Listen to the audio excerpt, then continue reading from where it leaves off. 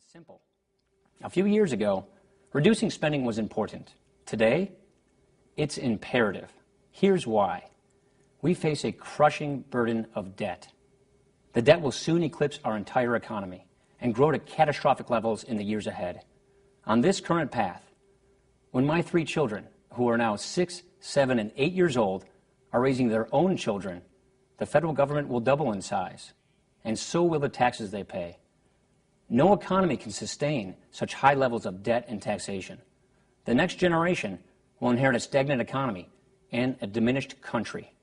Frankly, it's one of my greatest concerns as a parent, and I know many of you feel the same way.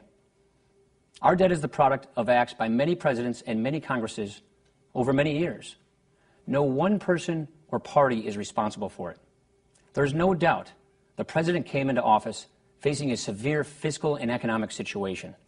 Unfortunately, instead of restoring the fundamentals of economic growth, he engaged in a stimulus spending spree that not only failed to deliver on its promise to create jobs, but also plunged us even deeper into debt. The facts are clear. Since taking office, President Obama has signed into law spending increases of nearly 25% for domestic government agencies, an 84% increase when you include the failed stimulus. All of this new government spending was sold as investment. Yet after 2 years, the unemployment rate remains above 9%, and government has added over $3 trillion to our debt. Then the president and his party made matters even worse by creating a new, open-ended health care entitlement.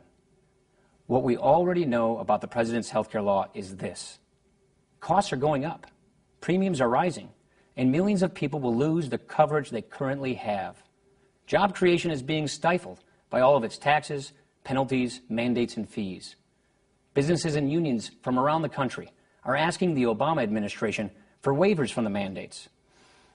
Washington should not be in the business of picking winners and losers. The president mentioned the need for regulatory reform to ease the burden on American businesses. We agree, and we think his health care law would be a great place to start. Last week, House Republicans voted for a full repeal of this law, as we pledged to do, and we will work to replace it with fiscally responsible, patient-centered reforms that actually reduce costs and expand coverage. Healthcare spending is driving the explosive growth of our debt, and the president's law is accelerating our country toward bankruptcy. Our debt is out of control. What was a fiscal challenge is now a fiscal crisis. We cannot deny it. Instead, we must, as Americans, confront it responsibly.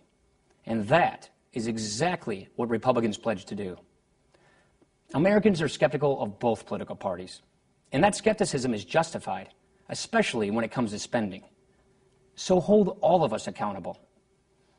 In this very room, the House will produce, debate, and advance a budget. Last year, in an unprecedented failure, Congress chose not to pass or even propose a budget. The spending spree continued unchecked. We owe you a better choice and a different vision. Our forthcoming budget is our obligation to you, to show you how we would do things differently, how we will cut spending to get the debt down, help create jobs and prosperity, and reform government programs. If we act soon, and if we act responsibly, people in and near retirement will be protected. These budget